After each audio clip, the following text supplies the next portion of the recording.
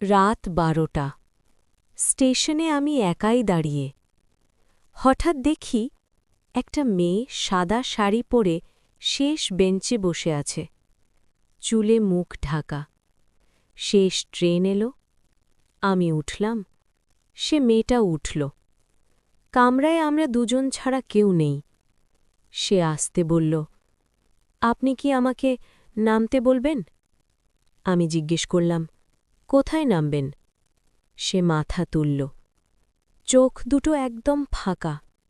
বলল, যেদিন আমি মরেছিলাম এই ট্রেনেই। হঠাৎ লাইট নিভে গেল। 1 সেকেন্ড পর জ্বলে উঠল। মেয়েটা নেই। পরদিন পেপারে পড়লাম 5 বছর আগে এই ট্রেন থেকেই এক মেয়ে পড়ে মারা গিয়েছিল। আজও নাকি শেষ ট্রেনে একজন যাত্রী বেশি থাকে।